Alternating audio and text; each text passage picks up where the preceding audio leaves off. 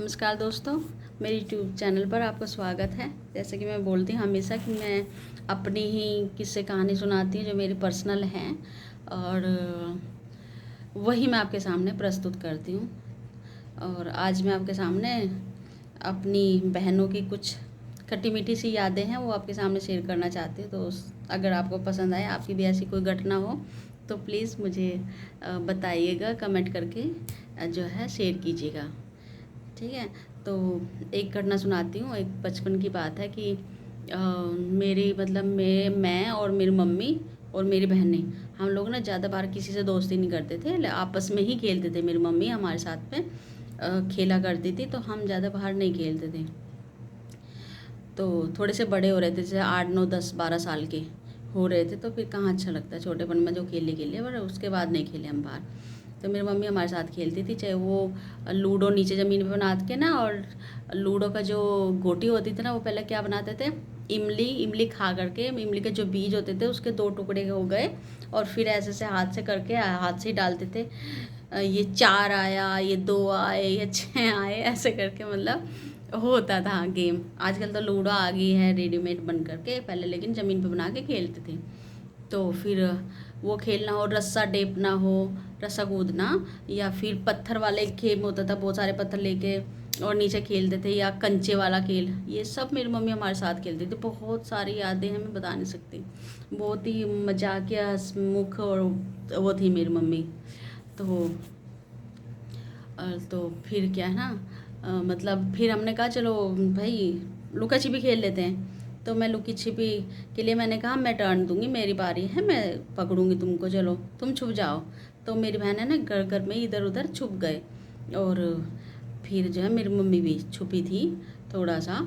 तो मैं गई बारी देने के लिए, मैं आई ढूंढते ढूंढते, इधर उधर ढूंढा मैंने, तो मुझे नहीं मिली। तो कमरे के गेट के पीछे थी मेरी बहन। मेरी बहन को पता नहीं क्या दिल में आया, उसने क्या किया कि बहुत सारा आटे को हाथ में भर के और खड़ी हो गई और छुप के रही कि जब मैं आऊँगी। जैसे ही मैंने उसे आइस आइस स्पाइस ऐसे करने के लिए कुछ भी कहा था, या तो उसने क्या किया, मुंह खुलते ही मेरे मुंह में बहुत सारा आटा भर दिया, और मेरा मुंह में आटा भरते मैं पीछे ही गिर पड़ी, और ना मुझे सांस आया ना कुछ हुआ, और मैं ऐसे ही मतलब ऐसे मेरा पानी गिर रहा और मुझे सांस नहीं आ रहा, क्योंकि आटा एकदम ना अंदर तक भर गया था मेरा, ये सब यहाँ तक, और नाक वाक में भी सब, मुंह आँख में सब जगह गिर गया था। जैसे होली पे होली में खेलते हैं ना, और अचानक से कोई आकर गुलाल फेंक देता है, तो भयंकर हमारी हालत होती है सेम वैसे ही।